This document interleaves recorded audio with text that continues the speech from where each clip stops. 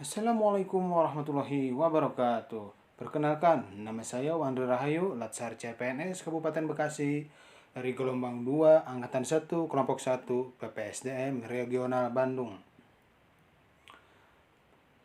Pada kesempatan kali ini saya ditugaskan untuk membuat podcast Mind Map tentang wawasan kebangsaan dan bela negara.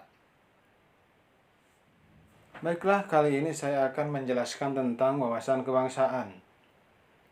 Pengertian dari wawasan kebangsaan tersebut adalah cara pandang bangsa Indonesia dalam rangka mengelola kehidupan berbangsa dan bernegara yang dilandasi oleh jati diri bangsa dan kesadaran terhadap sistem nasional yang bersumber dari Pancasila, Undang-Undang Dasar Negara Republik Indonesia tahun 1945, NKRI, dan Bhinneka Tunggal Ika, guna memecahkan berbagai persoalan yang dihadapi bangsa dan negara demi mencapai masyarakat yang aman, adil, makmur, dan sejahtera.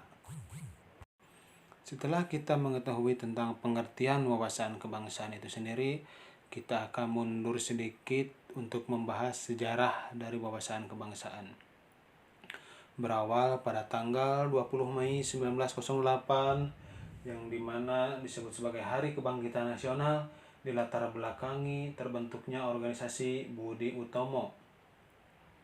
Lanjut ke tanggal 25 Oktober 1908. Perhimpunan Indonesia merupakan organisasi pergerakan nasional pertama yang menggunakan istilah Indonesia. Bahkan Perhimpunan Indonesia menjadi pelopor kemerdekaan bangsa Indonesia di kancah internasional. Lanjut pada 28 Oktober 1928, yaitu Hari Sumpah Pemuda. Penetapan tanggal 28 Oktober sebagai Hari Sumpah Pemuda dilatar belakangi Kongres Pemuda II yang dilaksanakan pada tanggal 28 Oktober 1928. Kongres Pemuda II sendiri merupakan hasil dari Kongres Pemuda I yang dilaksanakan pada tanggal 2 Mei 1926. Pada poin selanjutnya, 17 Agustus 1945, di mana ditetapkannya sebagai Hari Proklamasi Kemerdekaan Republik Indonesia yang diawali dengan menyerahnya Jepang kepada tentara sekutu.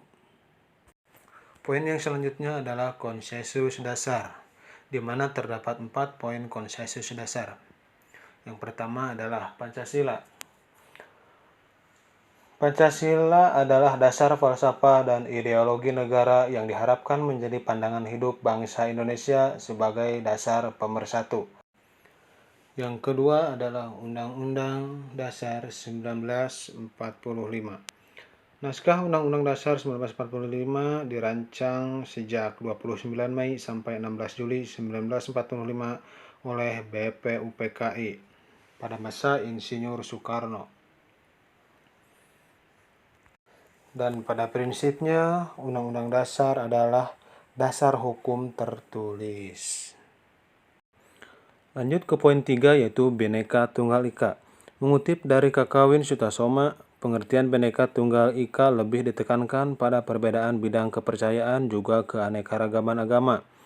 Sementara dalam lambang NKRI dan Garuda Pancasila, pengertian Bhinneka Tunggal Ika tidak terbatas dan diterapkan tidak hanya pada perbedaan kepercayaan dan keagamaan saja, melainkan juga terhadap perbedaan suku, bahasa, dan adat istiadat.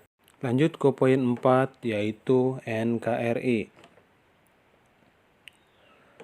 Keberadaan Negara Kesatuan Republik Indonesia tidak dapat dipisahkan dari peristiwa Proklamasi Kemerdekaan 17 Agustus 1945, karena melalui peristiwa proklamasi ini, bangsa Indonesia berhasil mendirikan negara sekaligus menyatakan kepada dunia luar atau bangsa lain bahwa sejak saat itu telah ada negara baru, yaitu Negara Kesatuan Republik Indonesia. Adapun tujuan NKRI seperti tercantum dalam pembukaan Undang-Undang 1945 alinea 4, yaitu untuk melindungi segenap bangsa dan seluruh tumpah darah Indonesia. Lanjut ke poin terakhir dari wawasan kebangsaan, yaitu identitas negara Indonesia.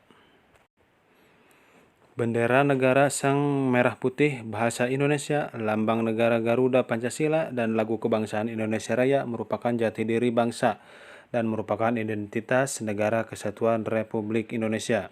Keempat simbol tersebut menjadi cerminan kedaulatan negara di dalam tata pergaulan dengan negara-negara lain dan menjadi cerminan kemandirian dan eksistensi negara. Selanjutnya kita akan membahas nilai-nilai bela negara.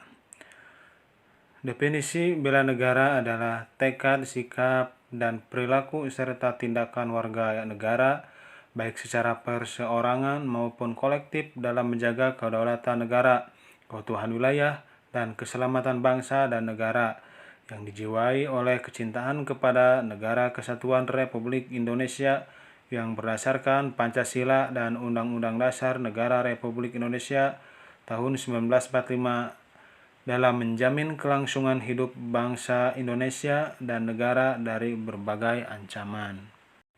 Selanjutnya, dalam nilai-nilai bela negara terdapat nilai dasar bela negara, yaitu cinta tanah air, sadar berbangsa dan bernegara, setia pada Pancasila sebagai ideologi negara, rela berkorban untuk bangsa dan negara, serta kemampuan awal bela negara.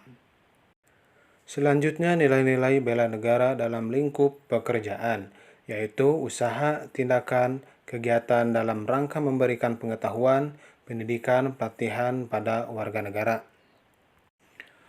Contoh kecilnya adalah saya sebagai CPNS penyuluh pertanian lapangan, di mana tugas saya adalah memberikan pengetahuan atau pelatihan kepada para petani, yang dimana para petani diharapkan dapat melakukan kegiatan bertaninya dengan lebih baik lagi.